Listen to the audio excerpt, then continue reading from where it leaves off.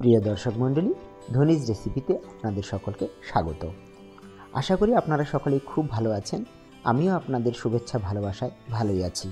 চলুন আজ সাবুদানা দিয়ে তৈরি অসম্ভব সুস্বাদু একটি শরবত রেসিপি আপনাদের করে দেখাই, যেটা এই গরমে আপনাদের প্রাণ ঠান্ডা রাখবে।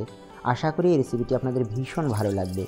এই রেসিপিটিতে করার জন্য আপনাকে প্রথমে 1 লিটারের মতন দুধ দিয়ে নিতে হবে, আর তাতে হাফ কাপের মতন চিনি অ্যাড করে দেবেন। অবশ্য আপনারা আপনাদের নিজেদের স্বাদ মতো চিনিটা অ্যাড করবেন, যেমন মিষ্টি খাবেন সেরকম চিনিটা অ্যাড করবেন। দুধটা 2-3 বার বলক এনে জাল করে নিতে হবে। তারপরে এই ফাঁকে 2 টেবিল চামচের মতন কাস্টার্ড পাউডার ঠান্ডা দুধে গুলে নিতে হবে।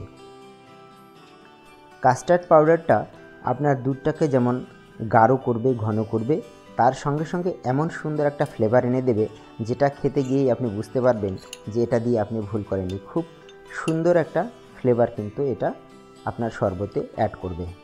এবার এই গোলানো কাস্টার্ড পাউডারটা দুধের মধ্যে ঢেলে দিন এবং সাথে সাথে নাড়তে থাকুন। এটা কিন্তু অনবরত নাড়তে হবে, কারণ এটি অনবরত না নাড়লে নিচে দলা পাকিয়ে যেতে পারে।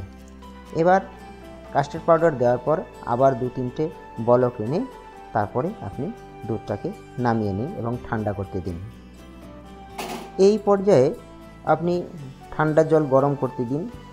জলটা যখন ফুটতে শুরু করবে, কিছুক্ষণ ফোটার পর আপনি তাতে 1 কাপের মতন সাবুদানা দিয়ে দেবেন। ইনস্ট্যান্ট এই রেসিপিটি আমি করেছি বলে আমি এটা ভেজানোর সময় পাইনি।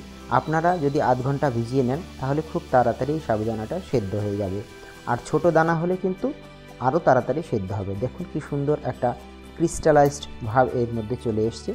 সেদ্ধ হয়ে যাওয়ার পর এর মধ্যে আপনি ঠান্ডা জল দিয়ে দেবেন, যাতে একটার গায়ে আরেকটা না লেগে যায়, এবং একটু ঠান্ডা জলটা ভালো করে এর সঙ্গে মিশিয়ে নিয়ে আপনি এটা নামিয়ে নিন এবং এরকম একটা ঝুড়ির মধ্যে ঢেলে দিন, যাতে জলটা ড্রেন হয়ে যায়। আপনি ছাঁকনিতেও ছাঁকতে পারেন, তবে সেক্ষেত্রে একটু টাইম লাগবে সেই মারটা বেরিয়ে যেতে বা ফ্যানটা বেরিয়ে যেতে। আপনি অনবরত এর মধ্যে আবার একটু ঠান্ডা জল ঢালুন এবং দেখুন সুন্দরভাবে কিন্তু যে আঠালো ভাবটা আছে সেটা কেটে যাবে। এবং দেখুন কি সুন্দর একটা সেই শিলাবৃষ্টি হলে যেরকম সুন্দর দেখতে লাগে সেই শিলাগুলো, ঠিক সেরকমই একটা ক্রিস্টাল সাবুদানা সেদ্ধ হয়ে সুন্দরভাবে তৈরি হয়ে গেছে। এবার সেই ঠান্ডা হয়ে যাওয়া দুধ এবং কাস্টার্ড পাউডারের মিশ্রণটা একটা পাত্রে ঢেলে নিন। দেখুন বন্ধুরা কি সুন্দরভাবে দুধটা গাঢ় এবং কালারটাও খুব সুন্দর এসেছে। এবার সেদ্ধ করা সাবুদানাগুলো দুধের সঙ্গে মিক্স করে নিন। এরকম আরও সুন্দর সুন্দর ভিডিও পেতে আমাদের চ্যানেল ভিজিট করুন এবং সাবস্ক্রাইব করে বেল আইকনটি প্রেস করে দিন।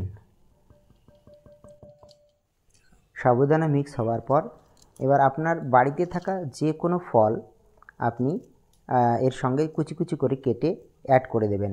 মনে রাখবেন, কলা দিলে কিন্তু খেতে অসাধারণ স্বাদ হবে এবং আপনি ভুলতেই পারবেন না। তার সঙ্গে সঙ্গে এখানে আমি দিয়েছি কিছু কলা, কিছু আঙুর, কিছু তরমুজ কুচি, আর আপনি ড্রাই ফ্রুটও তার সঙ্গে অ্যাড করে দিতে পারেন। এর সঙ্গে বেদানা যদি দিতে পারেন আরও ভালো হয়, এবং কালো আঙুর দিলে পরে এর দেখতে বা লুকসটা খুব সুন্দর হবে। এবার আপনি এই ফলগুলোকে ভালো করে মিশিয়ে নিন।